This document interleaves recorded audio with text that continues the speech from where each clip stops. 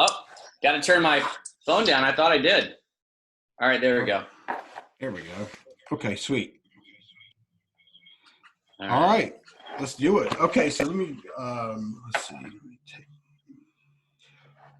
All right, ready to rock and roll. All right, so welcome to the Successful Life Podcast. I am your host, Corey Barrier, and I am here with Vaughn Kohler. What's up, Vaughn? It's good to be with you, Corey. Good to see you, brother. Relatively early here. I mean, I guess not too early for the overachievers that listen to your podcast, but, for a guy with 4 little girls under 6, this is early. Yeah, dude. How I got to ask, how have you, is it 4 girls or is it 4 plus your wife? Kesha? Is it Kesha? Kasha. Yeah. Kasha. So I got a wife and I've got 4 little girls, 6, 4, 1.5, and 4 months. Wow. So, it says they're telling me I got to turn down my speaker. Hold on. Oh, does that work? Yeah, I mean, that sounds good to me. Okay, good. Says so much feedback. I turned both of my speakers down. I am way down on both of my speakers. Yeah, so am I. So, all right, let's rock and roll. So Vaughn, I am super, super excited to hear about your story. I mean, everybody knows Vaughn the Impaler, Vaughn Diesel. And a lot of people know a lot about you, but I don't know how many people know your story. Well, I'm happy to share it. I think that what I think is really helpful for most people with my story is that it's kind of a story of how you can be really passionate about something and how you can have really, plans that you think are set in stone, and then life doesn't turn out at all like you thought it was going to turn out, and it end up being better, and so I think, as I was telling you before, Corey, I think 2 qualities that have really helped me, and I feel like these are gifts that God gave me. I don't feel like they're things that I came up with myself, but I'm a pretty adaptable person. I adjust to the situation pretty quickly. And then the other thing is for the most part, I mean, everybody has specific fears in life, but for the most part, I feel like God's been able to give me a real confidence in moving forward and making decisions and adjusting to life. And so as I get ready to tell my story, to me, if someone in the audience is just struggling with the massive changes that are going on in the country right now, in the economy and the culture, and if they're kind of fearful, if they have anxiety, listen to the story, because I think it'll give you some hope and it'll give you some insight and some direction. So I think a lot of people that listen to the podcast know that faith is really important to me. And, from a very young age, I was born into a Christian family. My dad went to Christian college. My parents were just always active in ministry, although they didn't do that for a full-time career. What I think was really wonderful about the way that my parents raised me, however, is that they modeled faith. They didn't shove it down my throat. Yes, I was expected to be in church. Yes, I was expected to go to Sunday school. But when I looked at them, they just seemed to just so genuinely enjoy it themselves that it didn't seem like something like, I just have to do this. I wanted to do it. And I was pretty much what they would call in the South, like a good Sunday school kid, in the Bible Belt. And I was like that for most of my life up until about my junior year of high school. But I would say that there was kind of something missing. I think, a lot of people would call themselves quote unquote religious. They're, especially, if you're from the Midwest or the South, it's just kind of part of the culture. Right. And I was like that, but just something was missing. It was just more something that, like, it was authentic, but it was something that I kind of just did. I punched my time clock every Sunday and did my duty as a good moral kid. But when I was a junior in high school, I met another guy who kind of was in the same situation that I was. And God used that friendship to really spark a fire in me to really want to not just be quote unquote religious, but really to know God and to really take my Christian faith seriously. And so I started exploring who Jesus really was and what the faith was all about. And I just got on fire, ended up going to college. When I was in college, I studied rhetoric, which is the art of persuasion. So but to be honest with you, that has been extremely relevant my whole life. Those principles of persuasion and influence and writing that I learned have basically helped me succeed in life and get jobs. But when I was a college student, when I was a junior, I felt the call to ministry. And so I went away to seminary. I actually ended up going to 3 seminaries. The first one I left for a girl. The second one I left for money. And then I finally finished at a Baptist seminary in Louisville, Kentucky. And I was super excited about being a pastor. But at the time when I graduated, I was about 25 or 26. I might have been a little bit older than that. And basically I was single. So I was like, I'm not sure I'm ready to be like a senior pastor, head over the church, because I didn't have a wife and kids and wasn't sure if I was ready to do that. Well, I got an opportunity to go back to my home state, to be an associate pastor who did all the things that pastors do, preach and counsel and marry people and perform funerals. But my major emphasis was on ministering to students, high school students, junior high school students, college students. And I loved it because I'm a big college, I love college students. I love the point in life that they're at. They're, obviously there are a lot of college students that are slackers, but in general, college students are just like really, really, they're wrestling with the big, deep issues of life. They have big dreams. And so I loved working with them. And I had an opportunity to not only go back to my, to my home state, but I was invited to be a pastor at Manhattan, Kansas, which is where Kansas State University is. So it was a college town. I was super excited about it. I served there for 11 years. It was so great. While I was there, I got a master's of art in English with an emphasis on creative writing. But as I went on, I started feeling 2 pulls in my life. One was that I love college students so much that I thought, well, I think maybe I want to move on from the ministry in the church setting, and I want to be a college professor because I'm kind of an egghead. I'm kind of a nerd. And so I started thinking about that. But the other thing, and this is going to, for anybody who's sort of familiar with the different denominations and traditions of Christianity, this is going to really feel weird to them. But I started studying church history, and I started studying stuff, and I started learning more about the Catholic Church. And so I was a Baptist pastor who decided to become Catholic. And because I've decided to become Catholic, I couldn't be a pastor anymore, because I wasn't called to singleness. No way. I wanted to be married, and I knew that. So at 38 years of my life, because of my studying and because of I felt like the desires that God put in my heart, all of a sudden I got to completely reboot my life. I got to completely start over. And I knew that I had skills, and I knew that I had talent. And anybody who's been in the ministry knows that you can't succeed in the ministry unless you have certain basic skills. Skills that usually translate pretty well into business. But that being said, my entire resume was for ministry. I didn't have, where most guys my age had at least a decade of experience. I had none. And so I had to really get smart, and I had to get creative. And so what I ended up doing was, I knew I wanted to work at a college 2 hours from Manhattan. I moved to Kansas City. Just outside Kansas City was this college called Benedictine College, and I wanted to work for them. So I analyzed their college. I figured out what they needed, and I tailored a presentation to the president of college based on, I said, here's what I see that you need, and here's what I can provide for you. And I made this the best presentation in the world. And I thought I was going to be there for 3 minutes. I ended up being there for 3 hours. He was super enthused. He well received. And so I ended up getting a job there. And that didn't last long because my girlfriend at the time, she was finishing up medical school, her residency. So then we moved to St. Louis. And I got to tell you, when I moved to St. Louis, Corey, I was extremely cocky. I was like, well, I just talked myself into a job, so I can do it again when I get to St. Louis.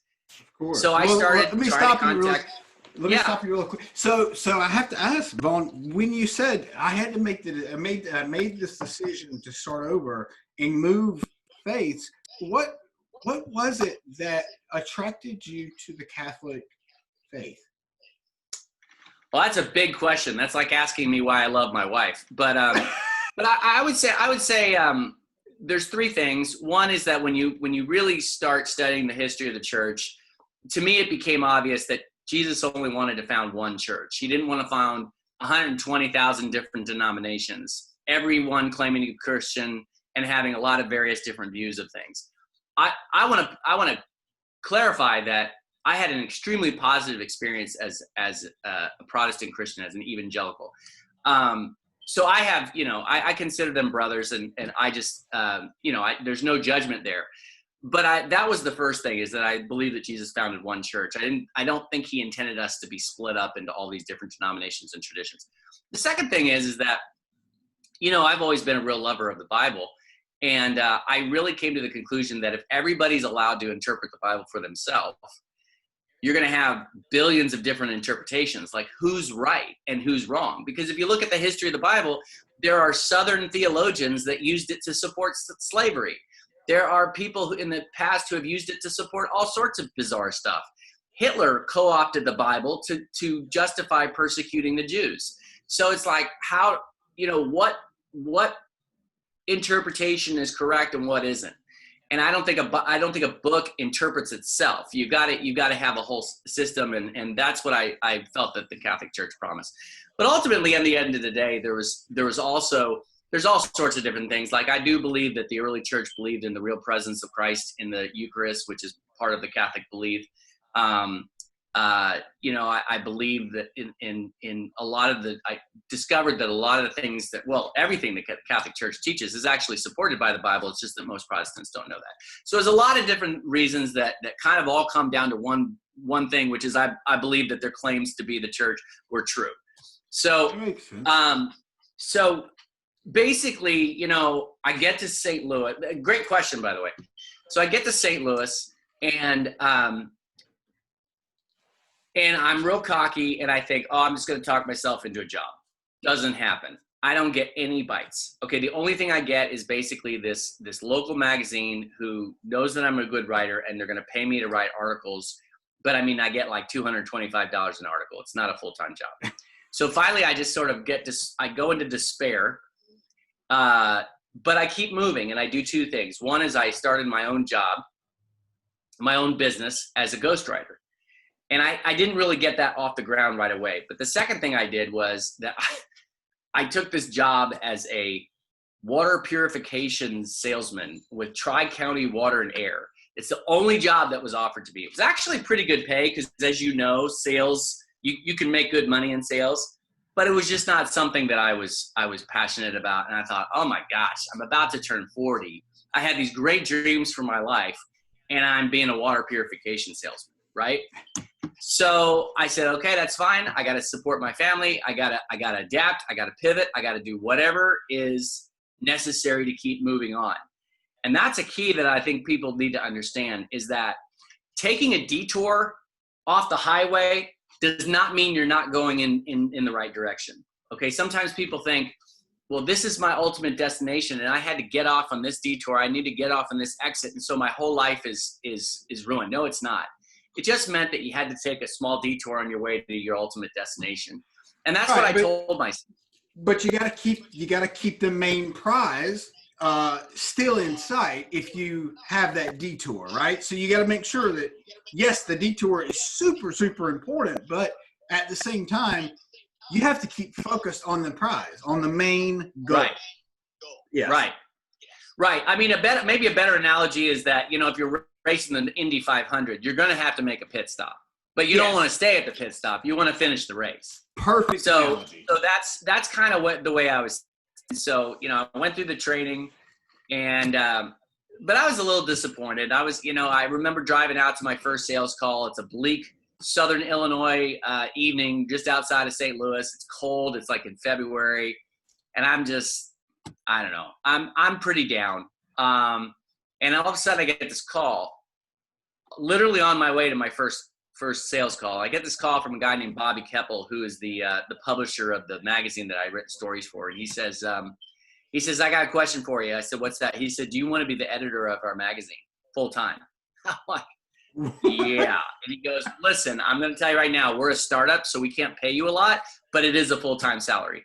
And he was right. It wasn't a lot, although it was kind of like the equivalent of maybe a first year teacher. And what mattered was that it was enough for me to earn so that I could maybe build my ghostwriting business and get other things going. And so I said, sure. I showed up at my first sales call. You know, it was this young couple. I got to the point in the presentation where usually they have the very first objection, and they're like, well, we think it's a little expensive for us. I go, you're right, it totally is. Great talking to you. I'll see you later. And they laugh. They're like, well, you're not real, relentless. And I told them the whole story. And I told them about how I was actually going to get to be doing something I loved with his writing. And the guy's like, that is awesome. Good for you. So I gave him a gift certificate to Home Depot, and and so I basically that was a moment of hope where all of a sudden God opened up this opportunity to do something a little bit more in keeping with what my skill set is and what I'm passionate about, which is writing. Those years or so at the magazine were fantastic because I learned how to interview people. I made, really good connections. But the first week that I was actually the first day after Bobby asked me to be the editor, he said, I also want you to continue writing for us. And he said, I have a guy that I want you to write an article about. And I said, oh, who's that? He said, well, he's a local entrepreneur who's very successful. He's kind of a big wig, and he's a larger than life personality. I said, who's that? He said, his name is Andy Frisella. And I was like, all right. And so, kind of the rest is history. It's a case where I basically, met him. We really hit it off. I wrote an article about him. He loved it. We got talking. We started having great conversations. The next thing I know, he's posting. Oh, the next thing I know, I asked him, I said, you have great ideas. You want me to write an article or a book about you or a book for you? And he said, well, I'm a good writer, but I could use some help, writing a book just because I don't have the time. So we started, having these conversations about different topics. He would record them and he'd post his clips on social media. People went crazy. People asked him, where's your podcast? He said, podcast? I don't even know what a podcast is. So at the time, a couple years ago, it was almost like the only people that had podcasts were like, geeks who bought Macs or knew a lot about gaming. It wasn't a big thing like it is now. And so we looked into it, and he's like, I want to have a podcast to help people build businesses and help them be successful in life. And he said, and I want you to be the co-host because we have a great dynamic in the way that we have a conversation. And I said, okay. And it was a little bit of a stretch for me because even though I thought he was awesome, like, Andy, he's fire breathing and drops the F-bomb and everything. So I'm like, man, they're not going to let me back in church, but really it ended up being just a fantastic thing. And the last 5 years have been surreal, and I've been able to be part of some really cool stuff. Not the least of which is, Arate, which I think is how you and I made connection. And I've met just some really amazing people. I mean, who would have thought that I would have met the man who killed Osama bin Laden? I've met Lou Holtz. I've met Urban Meyer. I mean, just all these amazing movers and shakers, not only the celebrities and the people that everybody knows, but people like yourself and people like the people in the Arate Syndicate and the Arate Accelerator who are truly exceptional people. And, it's not like I ever thought it was going to be, but I have been given a platform over the last 5 years that's been fantastic. I've been able to write, and people are great. They engage my page in a really great way. And, it's just a real blessing. It's been awesome. And I've learned so many so many great life skills and so many business skills. And Andy's had a really powerful influence on me in terms of raising my level of excellence. And, you know, as you can imagine, like, he's hard on you at times. I don't know if you all have watched the first couple episodes of the documentary about the Bulls. But it's interesting because they talk about, like, Michael Jordan and the Bulls, you know, from the 90s, The Last Dance. It's on ESPN right now. It just had its second episode. And there's a consistent theme, and that it's that Michael Jordan is the greatest basketball player of all time, and he did not settle for anything less than the best of the people around him. And he would get in their faces, and he would be mean. And sometimes Andy can be really intense, but I realized that I saw this parallel, you know, that when you care about excellence so much, you're willing to get, you know, in somebody's face. And I remember a conversation we had about 6 months ago where I was kind of feeling a little bit down, and I was like, bro, I completely fall short of your standards. And I, like, you know, kind of felt like a slacker.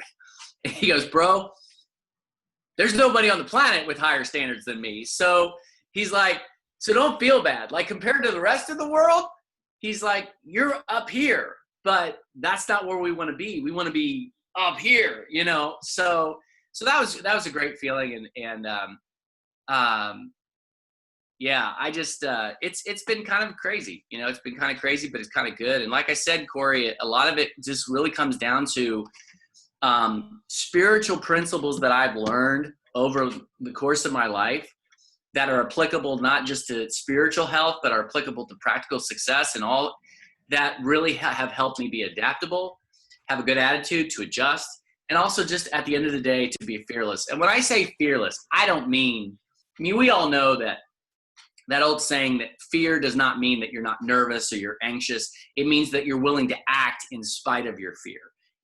And so that's kind of where I've always been. I've never been someone who's been paralyzed by anxiety or fear, although I have had an anxiety attack. Oh, I was just gonna say, you have to tell me about the anxiety attack story. Yeah. Okay, so let's see. It was last summer. Leading up to last summer, I had basically had these really weird symptoms. Like, I would fall asleep, and then all of a sudden I'd go, and I'd wake up, and it was almost like I was having a heart attack. It was kind of freaky. And I would feel this pain on my chest. And we don't have a history of heart disease, like a real significant history in my family. However, my paternal grandfather did have a heart attack, but he didn't have a heart attack until he was 60, I think. So I didn't think it was that, but I was really worried. Well, one day I'm at work, and all of a sudden I feel this pain in my chest, like my chest is caving in, and I freaked. And I got to tell you, I'm not to pack, like, it's very unusual for me to freak. I usually handle stuff pretty well. I'm pretty even keel. But so I freak, and I'm at work, and I run over to Drew, which a lot of people who know, he's in the office. Drew and Jason are in the office, but it's just Drew at the time. And I run in, and he sees my face, and he's like, dude, what's the matter? I go, Drew, I gotta go. He's like, Vaughn, what's the matter? I said, I gotta get to emergency room. So I started running out of First Form.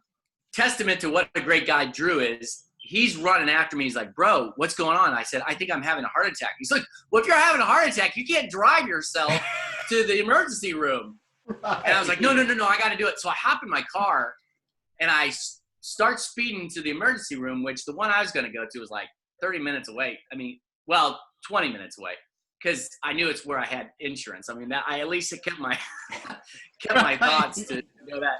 So in the meantime, he calls Andy, and he's like, I don't know what's going on. So in the meantime, I called my wife, and I told her, I said, honey, I think I'm having a heart attack. She's like, honey, you got to pull over. I go, no, I got to get over. She goes, no, you got to pull over.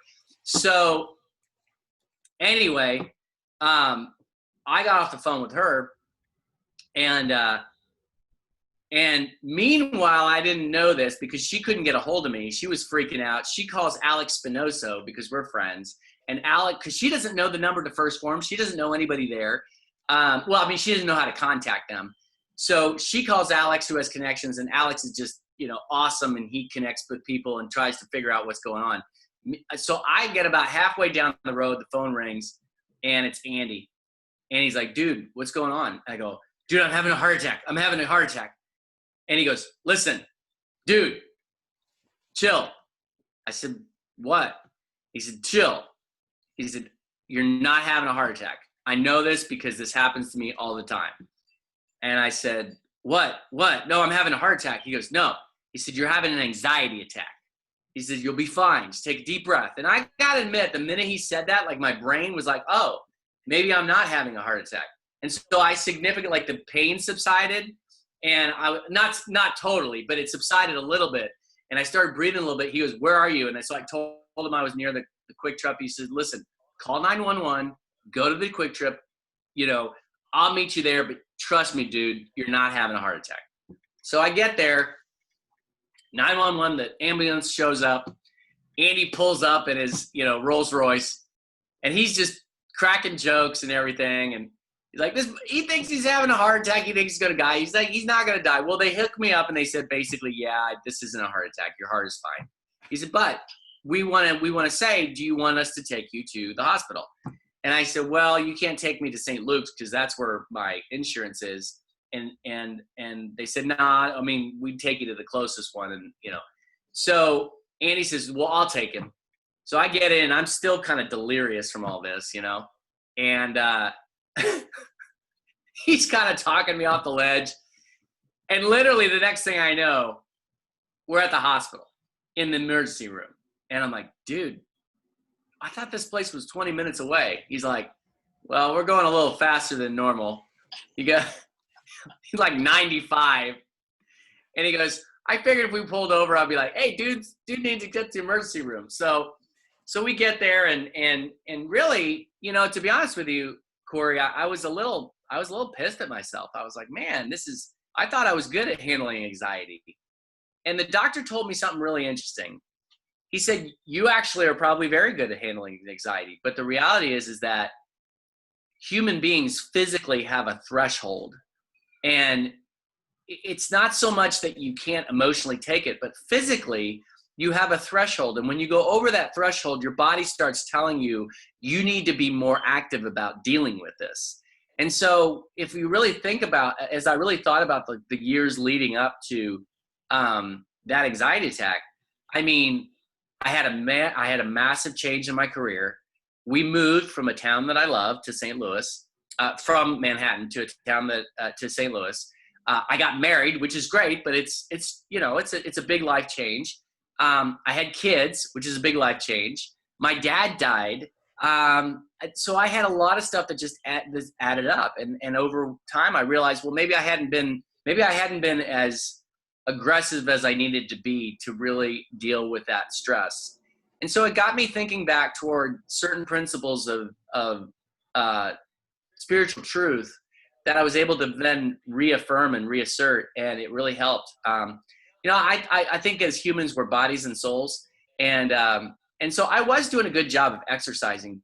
But if you take care of it's a both and. It's not an either or. You got to take care of your body. You got to take care of your soul. So you can take care. A lot of people take care of their bodies. They don't take care of their souls. But the flip side is you got a lot of Christians and other people who are spiritual who spend a lot of time, reading the Bible and praying, but they don't exercise. You got to do it all. You got to make sure you take care of yourself physically and take care of yourself spiritually.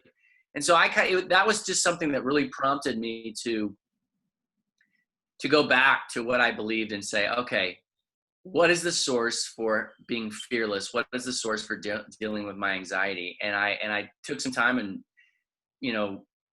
focused on that again and was able to achieve a better peace, a daily peace in life. Now, listen, I mean, life is hard. Life is stressful for everybody. So when you have a peace, it doesn't mean that you're not going to stress sometimes. It doesn't mean that you're not going to be anxious sometimes. But on balance, if you really put your trust in the Lord, if you really, continue to meditate on the right things, you can be a rock in the midst of a storm, and you can have a peace in the midst of chaos. And by and large, that's kind of what I've learned to have. Yeah, man, I'd love to talk more with you about that. Well, it's interesting that you say that because it's actually a great segue to maybe talk a little bit about what's going on right now, right, Vaughn? I mean, because it's not, it really depends on how you look at it. It's whether it's chaotic right now or whether it's not chaotic right now. Right now, for Mm-hmm. me, I know I don't listen to any kind of news. I don't listen to I don't get any news. And the reason I don't is because I want to be shielded from the million different churches, so to speak, out, of opinions that what's going on right now with this pandemic. So what do you think, Vaughn? What do you think's going on? Well, there's a lot. I mean, I have no idea. I don't pretend to know everything that's going on. I definitely think the media's hyped things too much. I think that there are different people in positions of leadership publicly that have not been responsible about how they've communicated about this coronavirus. I feel like right now, those of us who have any sense and are rational human beings are kind of caught between the extremists who think that this isn't a problem at all, but also the people who don't think shutting down the economy is a problem. So I think we know those of us who are pretty balanced and understand that it's a serious crisis, but that, you know what, we can't go on much longer with this economy shut down. There's no way. This is going to hurt more people than it helps. So, but I tell you, my answer to all this is that you've got all these forces going on that are beyond our control. And what you need to do is focus on the things that you can control. And you got to focus on your own sphere of influence and what you can take control of and what is your job to do. And, I always love telling this story, Corey. I told it at the Arte, North Carolina group, but, when my dad, before he died, he was a concert pianist. He sold big instruments like organs and pianos for a living, but he was an excellent pianist. And when I was a little boy, 5 years old, I took piano. Was never quite as good as my dad, but I took piano. And there was a big recital, and the teacher that I took from was, a pretty big deal. And so there was, 200, 300 people at this recital. And I was supposed to do a duet with my dad. And so I sit next to him on this big grand piano, and I'm super nervous and I'm sweating. And in front of all of these people, I look up to him and I say, "Are you sure you can do this?" And everybody just bursts into laughter, and because it's just so absurd that this concert pianist like my dad couldn't do this. And he looked at me, he's like, "Yeah, we got this." So I start playing, Mary Had a Little Lamb. I play my note, Mary Had a Little Lamb. And my dad puts his arms around me and he starts playing this flourish of notes. And it just makes this single note beautiful. And he makes the note that I play sound so much more impressive and beautiful and complex. And he makes it all just kind of work together. And there were times that I went too fast. There were times I went too slow. There were times I played the wrong note. And it didn't really matter because my father just continued to play. And I tell people, in the midst of chaos, in the midst of conflict, in the midst of just a complicated culture, we can't control all the notes. We can only play our note. We can only focus on what we do. We play the note, we play the next note. I love so many aspects of the self-help culture and the success culture and the entrepreneur culture. But one of the things that we have to tweak is that ultimately we're not responsible for the results. And I know that sounds really counterintuitive, but we're not. God is. We're responsible to be relentless, to be good stewards of our time, to be good stewards of our talent and our money. And we're supposed to just be faithful and play our note, and God will make sure that the results come that he wants to come. And sometimes those results will not be pleasant, or sometimes they'll be painful, but we don't realize that they serve a greater purpose. And so in the midst of this coronavirus and this economy, I really think it's very important for people to realize, like, you guys, we can't control all this. We can only play our note and trust that our Heavenly Father is going to come along and he's going to play everything to make it beautiful and make it work out. And I'll be honest with you, like, in some ways, Americans need kind of a dose of reality. And what I mean by that is that we've had really good times for a long time. And there are people who are way better than us who, you know, I'm getting old. I'm 46 years old. I actually dated a girl in high school whose grandfather like lived through the Depression. He knew people who were literally millionaires and overnight went to millionaires to homeless, and they killed themselves because they couldn't deal with the shock to their system. Most of us you and I, we haven't gone through, I mean, we've, you know, there's been Iraq and there's been Afghanistan, but you and I have not gone through the Great Depression or World War I or World War II. You go further back from that, we haven't experienced the Black Plague or the Spanish Plague or the Holocaust. And the reality is that for most of Americans, we've lived a pretty prosperous life, you know? And what we need to realize is that God does not promise us all sunshine and rainbows. He promises to give us the strength if we go to him to endure all that and to grow through that pain and suffering. So, you know, we've been very, very shielded from sickness and death in America. And the reality is people get sick and they die. And we need to be ready for that. And we need to accept that as a reality. But I'm excited because I do believe that this Corona thing will make America stronger. I think that the people, I hate to say it this way because this sounds more like social Darwinism than spirituality, but it'll thin the herd. The people who just want to give up, they'll give up. The people who were kind of strong but had a real inner strength, they'll rise to the occasion. You know, I think this will awaken a lot of sleeping giants, and I'm excited to see what happens. Vaughn, you know what? So am I. I really am. I'm excited because I think that it's also going to weed out people that,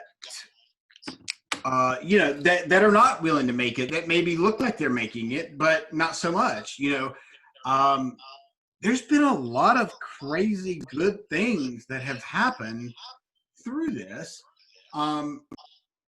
It's made a lot of people, you know, pivot to a whole different career. I mean, because they've had to, right. You know. So, I know that, you know, Georgia is opened up, right there, or Friday they're opening up. I don't think it's going to be much longer, Vaughn. I'm going to say May 1st. I think we're going to start seeing. I think we're going to start seeing some movement. I really do. Yeah, I think you're right. We'll see what happens, man. Listen, one thing I will have to say is that I think everybody, you know, I was talking to my priest, and he had a really, really great statement. He said, you know, a lot of us who have our opinions about the media, about politicians, about leadership, about what's going on, we have the luxury of having no responsibility. And and so we can be armchair quarterbacks, and we can criticize the way people are handling things because we're not in charge. And the reality is that, you know, I'll just say it right now. I'm generally speaking, I'm a conservative Republican, but so there's a lot of, you know, liberal politicians that I don't agree with at all. But I think at the end of the day, I think most politicians don't want the death of America. They're doing what they think is right, and they're trying to handle the situation right. And I think that, you know, now, do I think that about the media? I have serious misgivings about the media. And for the record, I have it for both sides. I think that it's just as wrong to be biased conservatively than it is to be biased liberally. And so I think depending on the news agency, you know, I think there were times when Obama was president that Fox News did not give him a fair shake at all. For sure. I think CNN has never given Trump a fair shake. So sure. I think they're all guilty. I think it's very, very unusual to find somebody who is truly wanting to represent the truth, and that's scary for me because it's like, who do you get your information from? But one thing I wanted to say before we wrap up, Corey, is two things about adaptability that I think people could really be reminded of.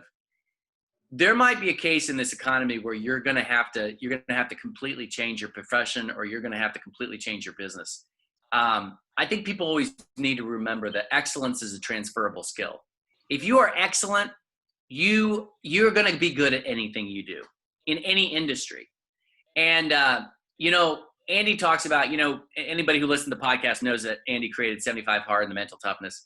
I'm a loser. I still haven't finished it. So I'm going to have to start again until I get it right.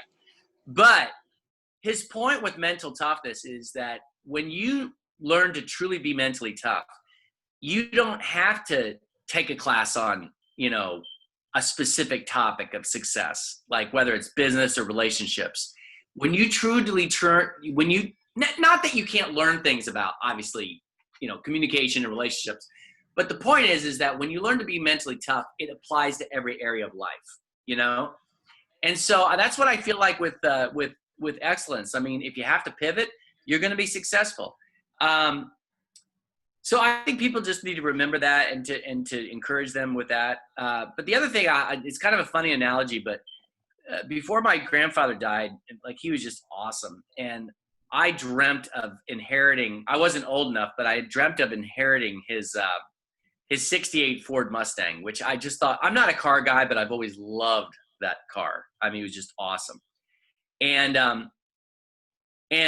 what's interesting is that, since the time that Ford came out with the 68 Mustang, they tried several reiterations of that car and they never quite got it right.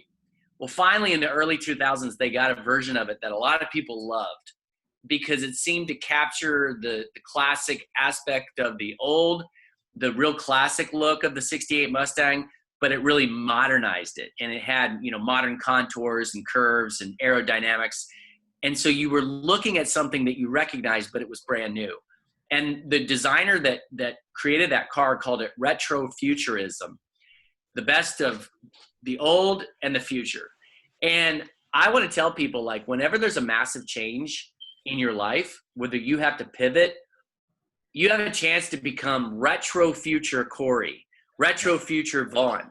You have a chance to be the classic person that you are, but suddenly you're updated. You're changing, you're adding, you're creating new innovative aspects of yourself. And that version of you will be better than the one before. And so that's what change and transition does for us. It really creates that opportunity to become an even better version of ourselves. And so I'm just excited. Whenever there's chaos, eventually there's going to be a reordering of things that generally is going to be better. That's how things work. That's how things work spiritually. And that's how, you got to have a crucifixion before you have the resurrection. That's just how it goes. Boom. That's a perfect way for us to wrap up, Vaughn. That was such a great analogy, man. So I'm doing 75 Hard for the second time now, meaning I finished it one time and we're doing it again. We also fasted. We did a water fast, Vaughn, for 5 days. And wow. I know. During 75 Hard. So it has changed so much for me. It's not even funny. Our diet has completely changed. My mental clearness is so much clearer. I mean, it's pretty unreal, the difference in how that has made. So anyway, I thought I'd share that with you because that's awesome. God, it wasn't those 5 days, but after it was. All right, my man. Well, listen, Vaughn, thank you so much for your for the call today. I really, really appreciate it. Love your story. Always love to hear it. It's fantastic. And you know what? I just got to thank you again, Vaughn. Thank you so much. You bet. Hey, could I ask a favor? Yeah. I would love for people to I'm going to start writing more long form posts to send out on my email, just my personal email. If people can just go to vaughnkohler.com and sign up for my email, I'm going to start. I'd love to get any feedback people have on that. But Instagram is great, but you're limited to what you can say because of the short space. So I'm going to start creating some more stuff. And hopefully I've got people that are on my email list, but I just have not gotten with it yet on being consistent. But starting in May, I'm going to do one once a week. Oh, and so Vaughn, can you just go ahead and spell out, because I don't know, everybody can see your name, but I think go ahead and spell it out for everybody so they know how to spell it. VAUGHNKOHLER.com. And would love any feedback on my website. Basically, I'm just trying to offer spiritual help and coaching for people who are overachievers, you know, or that's kind of an overuse. I would not call myself an overachiever, but I aspire to be one. So, you know, aspire to be excellent in everything I do. So. Well, Vaughn, I think you are very, very much so an excellent person. You know, one thing I just want to say really quick before we get off, I thought about when you were talking about the anxiety and all cool. Ralph, thank you for putting that up. He put your thanks, Ralph. Yeah. So you know, you take in, you know, I was in the gym industry for a long time, and it was really like counseling each client, to be honest with you, because they just come and dump on you. So right. I think that, you know, that anxiety attack you had is probably that the amount of emotional stuff that you take in is probably so much greater than what a normal person would take in because of your line of work. And I bet that had something to do with it. Well, and I think you're right. And I think that was a reminder to me that I need to be more aggressive in making sure that I handle that well. Yeah. You're right. That's why a lot of pastors burn out, because they're not taking care of themselves the way they need to be. Yeah. So good point. Makes total sense. Corey, thank you so much, brother. I really appreciate your patience and, you know, nailing me down here. I'm a little elusive. Yes. Well, thank you, Vaughn. I appreciate you, brother. Let me just stop this really quick. Boom.